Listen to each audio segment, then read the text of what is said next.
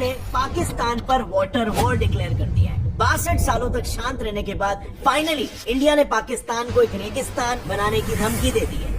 अब वो बूंद बूंद पानी रोक करके मैं पंजाब के, जम्मू कश्मीर के, हिंदुस्तान के किसानों के लिए वो पानी लाने के लिए कृतसंकल्प। अब अगर ऐसा हुआ ना तो पाकिस्तान की 75% आबादी तक पानी पहुंचना बंद हो जाएगा।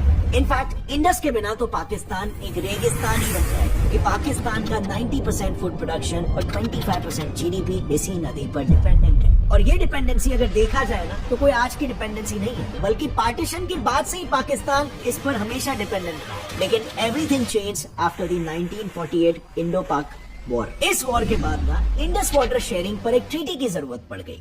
देखो, पार्टीशन के बाद एक दिन 1948 को कश्मीर में पाकिस्तान के रिपीटेड इनकर्शंस को देखकर कुछ देशभक्त इंजीनियर्स ने पाकिस्तान में जाने वाले पानी को डैम्स की मदद से रोक लिया और बस इस एक अकेले मुद्दे को उठाकर पाकिस्तान इंडस वाटर ट्रीटी मांगने लग गया। बट माइंड यू, ये इंडिया का इंडस रिवर का इस्तेमाल करके पाकिस्तान को थ्रेटन करने का पहला और आखिरी एक्शन था। हालांकि इस इंसिडेंट के तुरंत बाद इंडिया ने कैनल्स को फिर से शुरू कर दिया, लेकिन फिर भी इस इंसिडेंट का फायदा उठाकर पाकिस्तान ने वर्ल्ड बैंक को अप्रोच किया और अल्टीमेटली वर्ल्ड बैंक ने इंडिया और पाकिस्तान के बीच साइन करवाया the infamous Indus water treaty. अब अगर देखा जाए ना तो इंडस वाटर ट्रीटी को दुनिया की सबसे सक्सेसफुल और सबसे ज्यादा जेनरस ट्रीटी का मानी जाती है। एक बार तो फॉर्मर यूएस प्रेसिडेंट आइजनहोवर ने इसको डिस्क्राइब करते हुए ये कहा था कि ट्रीटी इस डिप्रेसिंग दुनिया में एक चमकता हुआ सितारे जैसा है। और हो भी क्यों ना, क्योंकि इस ट्रीटी को साइन करके इंडिया ने दुनिया भर में एक एग्जाम्पल सेट कर दिया पीस और यूनिटी का। जरा इन रिवर्स को देखो, इंडस और उसकी ट्रिब्यूटरीज इंडिया से फ्लो होकर पाकिस्तान में जाती है, यानी इंडिया टेक्निकली ठहरा अपर रिपेरियन नेशन, जबकि Pakistan is downstream riparian nation. अब क्योंकि अपर रिपेरियन नेशंस के पास रिवर फ्लोज का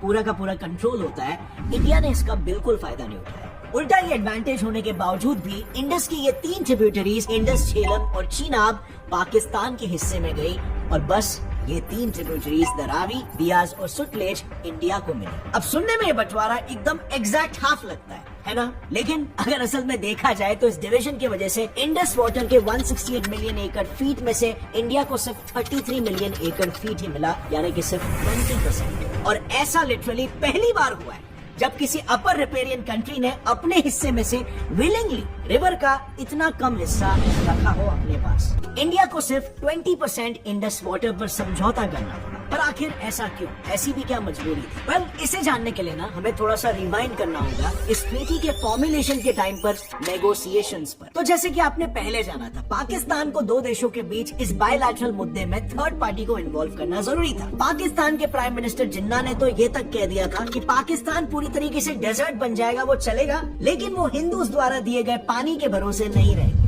और वहीं पर दूसरी तरफ इंडियन प्राइम मिनिस्टर का कहना यह था कि इंडस वाटर बेसिन में दोनों देशों के शेयर के लिए भरपूर पानी है। अब नेहरू जी को वो टाइम पे शायद यही लगा कि ये ट्रीटी पाकिस्तान की तरफ दोस्ती का एक हाथ हो सकती है और इसी गुडविल और फ्रेंडशिप के लिए भारत सरकार ने पाकिस्तान को बड़े बड़े कंसेशंस दे दिए। अब वो टाइम पर हमारे प्रधानमंत्री का विजन हो सकता है बेशक सही हो, लेकिन अगर आप थोड़ा सा लॉजिकली देखोगे तो ट्रीटी नेगोशिएट करते समय दोनों देशों के पहले प्रपोजल्स देखकर ही उनके इंटेंशंस का एकदम साफ अंदाजा लग जाता है। क्योंकि जहाँ पर इंडिया ने सामने से पाकिस्तान को 76% हिस्सा देने की बात की थी, वहीं पर पाकिस्तान इंडिया को बस 13% हिस्सा देना चाह रहा था। और बस इसीलिए कुछ जियोपॉलिटिक्स एक्सपर्ट का ये मानना है कि इन इंडियन डिमांड से वर्ल्ड बैंक को झट से ये समझ में आ गया कि इंडिया एक सॉफ्ट टारगेट है, उसका एक सॉफ्ट साइड है और इस सॉफ्ट साइड को एक्सप्लॉइट किया जा सकता है। और बस फिर वर्ल्ड बैंक ने खुद को पाकिस्तान का एक सेल्फ प्रोक्लेम्ड लॉयर बनाकर ये प्रपोज किया कि इंडस रिवर का 80% पानी पाकिस्तान को दिया जाए और 20% सिर्फ इंडिया को मिले। And to no one surprise, Indian side ने भी इस हाईली पार्शियल प्लान को थम्स अप कर दिया और इसीलिए इतिहास में इस इंसिडेंट को नेहरूज 6th ब्लंडर भी